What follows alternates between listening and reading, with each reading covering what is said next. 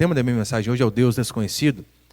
Se Deus quiser, a gente vai terminar aí capítulo 17 de Atos. Acompanhe comigo, Atos 17, 22, por favor, meus irmãos.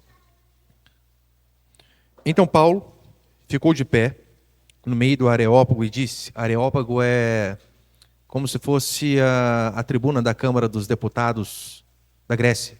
Era onde se faziam os discursos ali, só que em praça pública.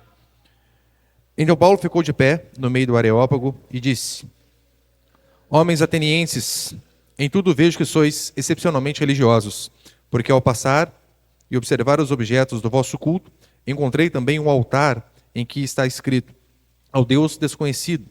É exatamente este que honrais sem conhecer que eu vos anuncio. O Deus que fez o mundo e tudo que nele há, o Senhor do céu e da terra, que não habita em templos feitos por mãos de homens, tampouco é servido por mãos humanas, mas como se necessitasse de alguma coisa, pois é Ele mesmo quem dá a todos a vida, respiração e todas as coisas. O restante eu vou lendo aí no decorrer da mensagem. Olhe para cá, por favor. Uma pergunta que eu e você devemos fazer é: Paulo aqui ele esteve numa situação um tanto quanto difícil. Como nós falamos de Deus, há pessoas que nunca ouviram falar de Deus, pessoas que são extremamente inteligentes, eruditas, todavia idólatras. É essa situação que Paulo se encontra aqui. Ele se vê diante de um desafio inédito na pregação do evangelho, que até então ele não tinha encontrado este público. Ele encontrou os gentios, que eram os ateus, que não criam em nada, mas um povo extremamente inteligente, erudito, sábio, como eram os filósofos atenienses, todavia idólatras, ele nunca tinha encontrado. Lembra que no contexto aqui de Atos, Paulo ele tinha sempre o hábito de, quando ele chegava em uma determinada cidade, ele ia à sinagoga ou a um local de oração. Então ele começava aos sábados a pregar a Jesus Cristo àquelas pessoas. Por que ele ia às sinagogas ou a um local de oração? Porque ali as pessoas já criam na Bíblia, no Antigo Testamento, na lei de Moisés. Então ele tinha essa ponte. Ficava mais fácil, ainda que as pessoas crescem de uma forma distorcida, para ele pegar e explicar: olha, vocês creem no livro certo, só que de uma maneira errada. E então ele começava a mostrar o caminho correto. Só que agora Paulo está diante não só de idólatras, mas das mentes mais inteligentes que o mundo produziu. Da Grécia, de fato, veio a sabedoria, a filosofia, a arte e tantas outras coisas. Ou seja, o apóstolo não poderia usar a Escritura como base para pregar a Cristo para eles. Por quê? Porque eles não queriam. O que fazer numa situação dessa? É basicamente o que a gente vai ver aqui. Mas só para a gente não perder o fio da meada, versículo 19 e versículo 20, que eu preguei na mensagem passada, só acompanhe comigo aí, por favor. Então o tomaram e o levaram ao Areópago e disseram: podemos saber que ensino novo é esse de que falas? Pois estás anunciando coisas estranhas. Portanto, queremos saber o que é isso. Aqui nós vemos que o cristianismo, de fato, ele foi tão revolucionário, que ele chegou a ser um assunto novo na capital da sabedoria, Grécia. Aqueles homens não sabiam. Então Paulo, sozinho, se posta diante daqueles homens e começa, de fato, a explicar o que é o cristianismo, quem é Deus. Ele usa, mais uma vez, a oportunidade que Deus lhe abre para evangelizar aquelas pessoas idólatras e que necessitavam de ouvir o evangelho. Eu quero passar, então, 2 princípios aí essa noite. Põe o primeiro, por favor, ali. Gasparzinho. Tinha ninguém ali?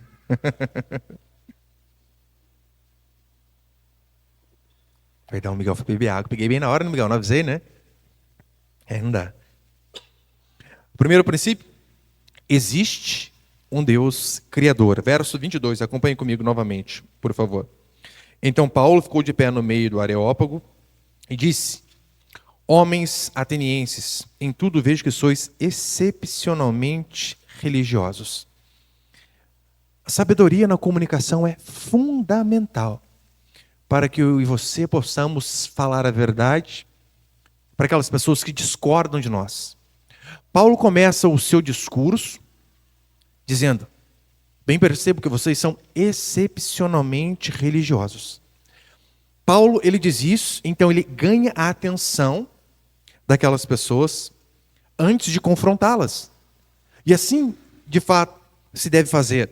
Porque uma hostilidade inicial poderia colocar tudo a perder. Se Paulo, diante daquela idolatria, ele chega de fato ali e já começa esculhambando os atenienses, ele não ganharia a atenção de seu auditório. É o erro que muitos, por vezes, fazem ao tentar evangelizar os católicos. Eles chegam na casa de um católico e o que se espera que um católico, a primeira coisa que tem é uma imagem, logo ali na sala, na entrada, ou coisa parecida. Aí o crente vai evangelizar o católico e ele já chega dizendo: demônio, demônio, demônio, Zé Pilintra, tranca a rua, demônio, demônio, demônio. Nem entra. Então fica aquele clima insuportável, porque faltou sabedoria. Não estou dizendo que você vai concordar com aquilo, claro que não. Mas olha o exemplo de Paulo. Paulo, ele usa de sabedoria e diz: olha, bem percebo que vocês são excepcionalmente religiosos. Ele começa elogiando. Ou seja, primeiro você ganha a atenção da pessoa, abre o caminho para o coração dela, para depois então você falar aquilo que deve ser falado.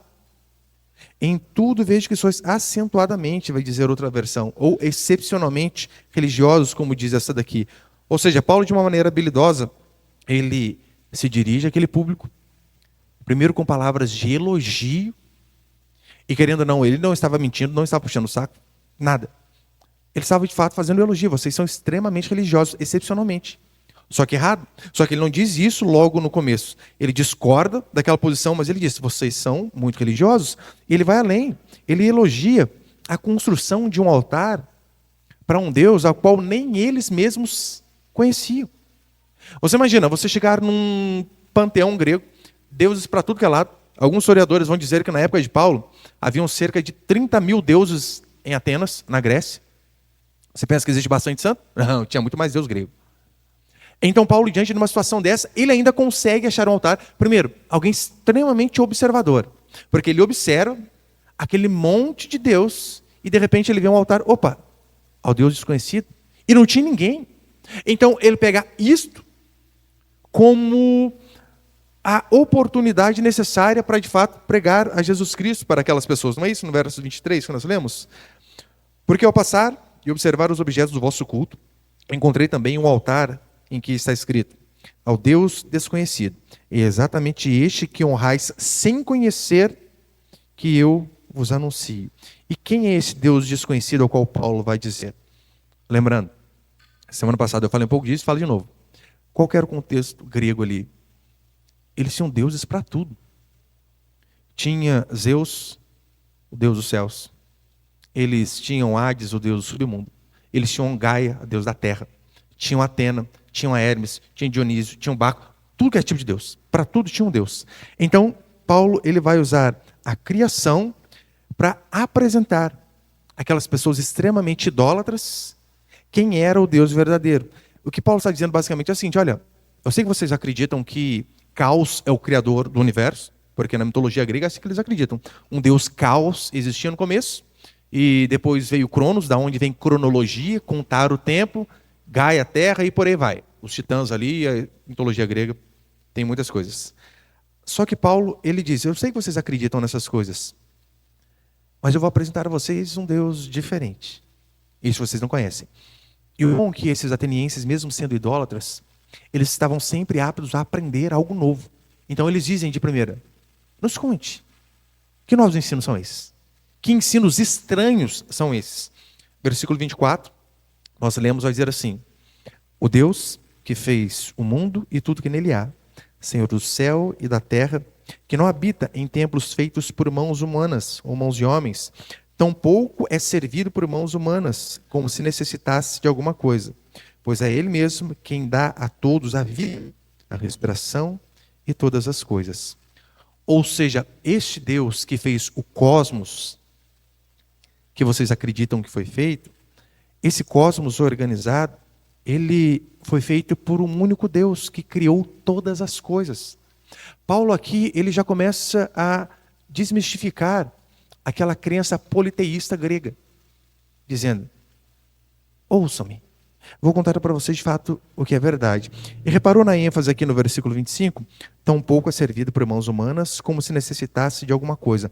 Ou seja, se os deuses de vocês, ó atenienses, ó gregos, eles necessitam ser servidos por mãos humanas, carregados por mãos humanas, levados em procissão por mãos humanas, O Deus verdadeiro não.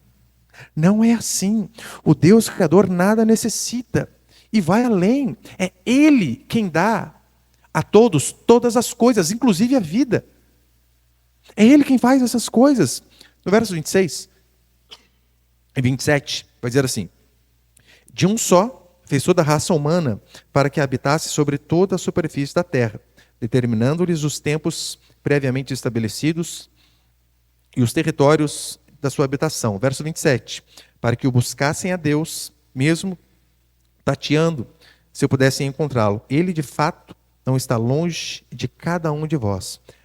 Percebeu o que Paulo diz aqui no verso 26? De um só Deus fez toda a raça humana para que habitasse sobre toda a superfície da terra. Paulo, ele não cita Gênesis, ele não cita Adão, porque eles não acreditavam, mas Paulo está falando aqui do princípio da criação. A criação, de fato, foi desta forma aqui. Toda a humanidade teve origem em um único ser. Paulo, ele fala da criação divina sem mencionar a criação divina, sem mencionar, ou melhor dizendo, né, o Antigo Testamento, a Torá. Mais uma vez, ele vem e já começa a destruir a teoria da evolução, porque não pensem que o evolucionismo é uma crença nova, não é. Olha aqui, os gregos, eles já acreditavam. O que Paulo está afirmando aqui é que Adão, de fato, não foi um mito. Adão, de fato, existiu. E hoje, continua sendo extremamente necessário fazermos essa afirmação. Eu sei que para você é algo lógico, banal, trivial talvez, mas hoje continua sendo necessário fazer essa afirmação, porque o que há de crentes engolindo uma heresia chamada de evolucionismo teísta. O que é o evolucionismo teísta? É a crença de que Deus fez todas as coisas, mas fez pelo processo de evolução. Como juntar essas coisas ao cristianismo? Não tem como. Ali é meio Darwin e meio Deus, é basicamente isso que eles estão dizendo. Deus fez as coisas, mas fez evoluindo. E para continuar tendo a atenção dessas pessoas, dos ouvintes aqui, Paulo ele vai citar até aqueles poetas gregos ali, verso 28. Pois nele vivemos e nos movemos e existimos, como também alguns dos vossos poetas disseram, pois dele também somos geração. Ainda que Paulo não concorde com aquele ambiente pagão, ele cita aqueles homens, primeiro mostrando que de fato o apóstolo era alguém culto. Então essa historinha de que, olha, pregador do evangelho tem que ser tapado, topeira, não pode estudar, é mentira. Paulo era um poliglota, Paulo era muito inteligente, era um dos alunos destaques ali das academias de sua época. E Paulo ele faz questão de citar esses homens para mostrar ainda mais aquela ponte. Olha, tá vendo? Não são os vossos poetas que dizem isso? Pastor, então quer dizer que nós devemos acreditar nas coisas que ímpios, ateus, não cristãos dizem? Ora, nós os ouvimos, comparamos com a Escritura. Se aquilo que eles falam, de fato, é verdade, então é verdade. Porque tem aquele estado, não é? Alguma coisa assim, acho que até relógio quebrado da hora certa 2 vezes ao dia. Ora, se eles estão falando a verdade, por que não iremos concordar? Olha, só porque saiu da boca de um ímpio. Paulo cita esses homens, ateus, ou melhor, ateus não, né? Idólatras, até o tutano. Paulo cita eles. E aqui Paulo ele já começa a ser um pouco mais enfático no verso 29. Você vai ver que Paulo ele vai afunilando as coisas. Primeiro ele começa elogiando. Primeiro ele reconhece o quão aqueles homens são religiosos. Primeiro ele começa a citar alguns de seus poetas. Mas Paulo começa a afunilar o seu sermão até chegar ao seu objetivo, que é de fato mostrar o pecado daquelas pessoas. Porque assim deve ser. Paulo não elogia a eles simplesmente por elogiar. Olha, que legal, legal, um monte de idolatria. Vocês vão para o inferno? Nossa, mas vocês são joias, são bem religiosos, né? Vão para o inferno, mas parabéns. Não é isso. Verso 29. Sendo nós gerados por Deus, não devemos pensar que a divindade seja semelhante ao ouro, à prata ou à pedra esculpida pela arte e imaginação humana. Paulo está dizendo o seguinte, olha, nós não podemos humanizar a divindade. Nós não podemos pegar um Deus criador dos céus e da terra e fazermos dele algo humano, transformá-lo em uma figura de uma substância, de uma matéria que ele mesmo criou. Ainda que seja ouro, prata ou pedra preciosa. Paulo diz, não podemos. Como assim? Pegar um Deus que criou todas as coisas e fazermos uma imagem dele, segundo a matéria, que ele mesmo fez, esse é um erro crasso. O que Paulo está falando para ele é o seguinte: olha, filósofos inteligentes, eruditos, mentes brilhantes, pensem um pouco. Deus é o Criador, Criador do homem. Logo, o homem não pode criar Deus. Não pode fazer nada que se assemelhe a Deus, primeiro porque ele não viu a Deus. Como então ele faria? Ou seja, por inferência, Paulo ele ensina ao seu público gentil, idólatra, o mandamento de Êxodo, de não fazer imagem. E você percebeu que Paulo coloca essas coisas na cara dos atenienses, sem nenhum momento citar Gênesis, Êxodo ou qualquer outro escrito de Moisés? Porque isso aqui que ele está dizendo já está na escritura miliano. Êxodo capítulo 20, versículo 4, vai dizer assim: não farás para ti imagem esculpida, nem figura alguma do que há em cima do céu, nem embaixo na terra, ou nas águas debaixo da terra.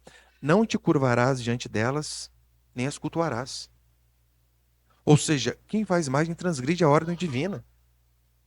E Paulo está mostrando a eles: vocês adorando e se curvando diante dessas divindades, vocês estão errando. Estão errando. Paulo, então, ele começa com o altar ao Deus desconhecido, ao qual nós lemos aqui. Depois ele aponta para o Criador.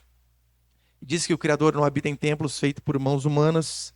Mostra o pecado daquele povo, a idolatria, para que ele possa chegar, de fato, no ápice do seu sermão, que é a aplicação prática, que é o meu segundo princípio. Põe ali, por favor, Miguel.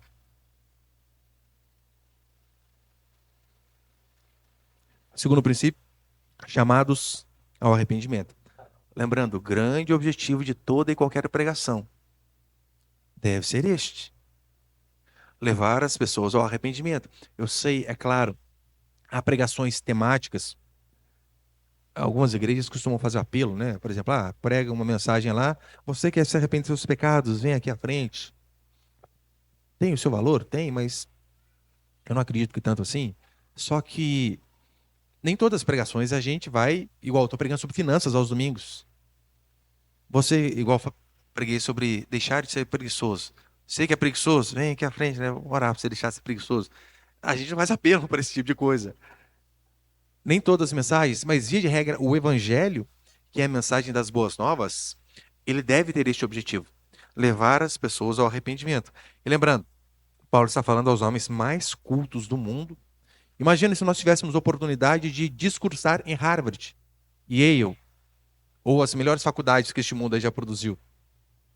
Paulo está ali diante dessas mentes brilhantes, ele elogia sua audiência, ele ganha aquelas pessoas, ele fala sobre o altar ao Deus desconhecido, cita os seus poetas, mostrando que ele também era culto, mas ele não deixa em nenhum momento de mostrar o pecado daquelas pessoas, que no caso aqui era a idolatria. Então ele faz tudo isso, ele amarra o seu sermão para, a partir do versículo 30, ele aplicar aquilo que ele queria falar. Acompanhe comigo, verso 30.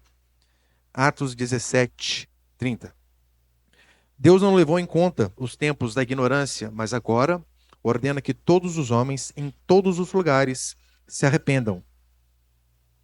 Deus não levou em conta os tempos da ignorância. Você tem noção do que é falar isso aqui para as mentes mais brilhantes que esse mundo já produziu? O que Paulo está dizendo para eles, em outras palavras, é o seguinte: vocês, gregos, atenienses, vocês produzem a melhor arte. Vocês são extremamente sábios. A erudição de vocês vai ecoar durante anos e anos e anos. Estamos nós aqui, mais de 2, 3 mil anos depois de Platão, Sócrates e Aristóteles, falando deles. Só que Paulo está dizendo a eles: vocês produzem a melhor arte, o mundo todo conhece vocês, vocês são sábios, eruditos, todavia vocês são cegos, espiritualmente falando. Ignorantes é a palavra aqui que Paulo usa. Ignorantes quanto ao que realmente importa. Deus não levou em conta os tempos da ignorância. Ou seja, Platão ensinou inúmeras coisas, e coisas boas, como eu já citei aqui. Só que Platão, no Mito da Caverna, que foi um dos escritos talvez mais preciosos que essa humanidade já produziu, depois da escritura, óbvio, o que Paulo está dizendo é: olha, Platão escreveu coisas fantásticas. Só que ele disse que a saída para o homem que vive aprisionado é a filosofia. E Platão é um ignorante, espiritualmente falando. Paulo não tem medo de falar essa verdade diante daqueles homens ali, como nós lemos aqui. E essa sempre foi a mensagem do Evangelho. Arrependam, se arrependam. Deus não levou em conta os tempos da ignorância, mas ordena a todos que se arrependam. Mas você percebeu que antes de Paulo pregar o arrependimento, primeiro ele faz questão de expor o pecado daqueles homens? Ele mostra como eles são idólatras. Ele compara a criação. Ele usa a mente. Ele, inspirado por Deus, mostra o pecado daqueles homens para que eles então possam ser convencidos do pecado, possam ver que eles estavam errados, porque não adianta pregarmos sobre arrependimento se antes nós não mostramos o pecado das pessoas. Você não consegue chegar para um doente e falar para ele, olha, você precisa fazer uma quimioterapia, sem antes mostrar que ele está doente, que ele precisa de alguma coisa. E Paulo gasta o seu sermão, ele vai amarrando justamente para chegar nesse ponto aqui. E no verso 31, vai dizer assim, pois determinou um dia em que julgará o mundo com justiça, por meio de um homem que estabeleceu com esse propósito. E ele garantiu isso a todos, ao ressuscitá-lo dentre os mortos. Por que os homens precisam se arrepender? Paulo deixa claro, haverá juízo. Haverá um julgamento.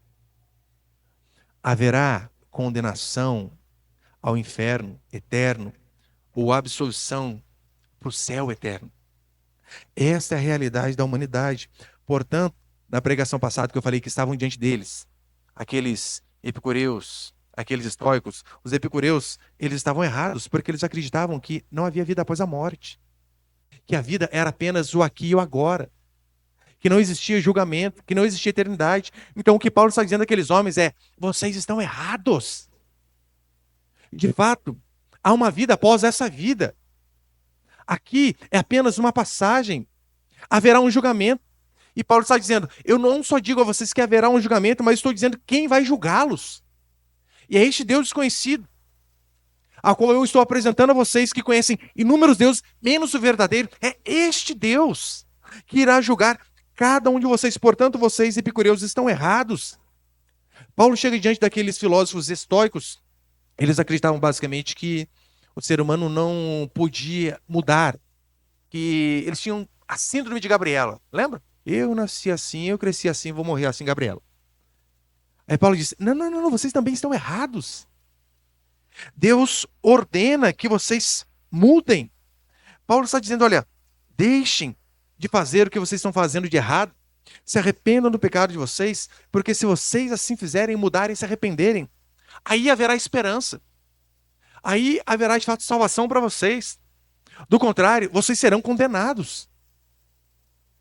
Paulo não perde a oportunidade de pregar o evangelho. E por conta dele pregar essa mensagem, a conclusão aqui é o versículo 32 até o 34. Acompanhe comigo, por favor. Mas quando ouviram falar em ressurreição de mortos, uns zombaram. É sempre assim, né? Vocês estão viajando. Esse papinho aí de vida após a morte. Mas quando ouviram falar em ressurreição de mortos, uns zombaram e outros disseram, sobre isso te ouviremos em outra oportunidade. Então Paulo saiu do meio deles. Todavia, alguns homens uniram-se a ele e creram, entre os quais Dionísio, membro do conselho do Areópago, uma mulher chamada Dâmaris, e com eles ainda outros. O cristianismo, ele é muito mais do que a leitura, a explicação e o entendimento de um fato. Porque o cristianismo é baseado em um fato. Hoje de manhã, eu dava aula para as crianças de 10 a 12 anos, lá em Guará. E para as crianças de 10 a 12 anos, eu estava explicando para eles a importância da ressurreição, que seria a consumação dos séculos, e da esperança que eles deveriam ter em Cristo Jesus para superar os dias de dificuldade que viriam na vida deles. Eu lembro que eu explicando para eles, eu disse assim, olha, eu sei que vocês até agora não tiveram momentos tão difíceis. Eu comecei a perguntar para cada um deles, olha, qual foi o momento de maior dor que você enfrentou? Aí uma menininha levantou do meu lado, o dia que eu rabisquei a parede de casa. Por quê? Depois doeu. Ô, pastor. O outro falou, olha, para mim, foram quando morreram meus avós e meus cachorros. Agora, eu não sei se seus avós ficam felizes ou tristes, né? Você colocou no nível dos cachorros. Mas eu expliquei para essas crianças que um dia haverá julgamento, que nós, cristãos, devemos fixar nossa esperança no Cristo que prometeu vir um dia, porque a história começou lá com a criação, com a queda, depois com a vinda de Jesus Cristo e vai terminar com a sua volta. E o que Paulo está dizendo é basicamente isso daqui, olha, vocês pecam, não se arrependendo de seus pecados e depositando a esperança de vocês no único Deus verdadeiro. O cristianismo, portanto, ele é muito mais do que explicar e entender um fato. O cristianismo depende de Deus em sua soberania usar de graça para com os seres humanos que ouvem. Porque sempre que se ouve o evangelho, o que vemos, as reações são essas daqui. Pessoas vão zombar, pessoas vão dizer, ah, é interessante, mas outro dia eu vejo. Ou pessoas vão crer. Sempre é isso que acontece. Portanto, a não ser que o Espírito Santo produza arrependimento, as pessoas, o máximo que elas podem fazer é escutar e até entender. Porque esses filósofos tinham uma coisa que eles eram inteligentes. Mas aí é o fator divino. É necessário que Deus abra o coração das pessoas. Você tem noção? O privilégio que é você estar aqui essa noite, ouvindo o Evangelho, significa que, diante de filósofos, pessoas muito mais inteligentes que nós aqui, Deus não usou de graça e misericórdia para abrir o coração deles, mas usou o nosso. Lembra quando Paulo está pregando e diz a Escritura que enquanto Paulo pregava, Deus abriu o coração de Lídia para entender aquilo que o apóstolo pregava? Ou seja, ouvir o Evangelho é importante. Entender o Evangelho é importante. Mas se Deus não usar de misericórdia, não há o que nós possamos fazer. Portanto, cabe a nós, e diante do evangelismo, como Paulo está fazendo aqui, primeira coisa, não respondermos à idolatria com hostilidade. É a pior coisa que nós podemos fazer. Eu lembro uma vez uma moça, uma irmã, acho que levou um parente dela, que ela é extremamente católica, no culto. E foi um dia que eu preguei sobre aquele episódio onde José e Maria estão indo para o templo, participam do culto, voltam e esquecem Jesus. E eu lendo ali, eu lembro que no começo do texto, por conta de infantilidade, por conta de falta de maturidade, eu dei aquela brincadinha, né? Olha, aí, Maria. Todo mundo gosta, né? Esqueceu o filho. Que mãe, hein? É um exemplo desse, uma fala dessa. Se tem alguém que é devoto dela ouvindo, já fecha o coração. Não ouvirá o que vai vir depois. Então, cabe a nós sabedoria sem hostilidade. Cabe a nós não termos medo de mostrarmos o pecado. Cabe a nós chamarmos ao arrependimento, porque esta é a função da Escritura, chamarmos as pessoas ao arrependimento. Dizer que de fato em Cristo há salvação para todos, desde que haja arrependimento, e esse arrependimento seja confirmado por mudança de vida. A mudança interna vai reverberar em mudança externa. Portanto, o homem, ele não pode encontrar a Deus por seus próprios esforços, por mais sábio que ele seja. Não pode. Por isso que diz aqui, né? Tateando, se de fato o podem achar. É Deus quem se revela, em sua misericórdia, em sua soberania. Paulo aqui, ele mostra que Deus está perto, mas de fato, necessita que o próprio Deus se faça conhecido. Nós tivemos esse privilégio. Nós devemos orar a cada dia mais, para que Deus de fato venha alcançar mais vidas, para que Deus a cada dia mais faça de nós esse instrumento, assim como Paulo foi. Para que nós vejamos vidas sendo transformadas, mudadas e principalmente, para que as pessoas, principalmente na religião ao qual nós vemos, na região ao qual nós vemos, como eu preguei na última semana, uma região extremamente idólatra, mas a prova que de fato Deus continua agindo, é aqui, ó, um monte aqui veio do catolicismo. Eu durante anos fui cego, olhando aquele mundo de imagem e crendo. E se Deus teve misericórdia em nossas vidas, por que não pode ter misericórdia daquelas pessoas que são importantes para nós? Amém?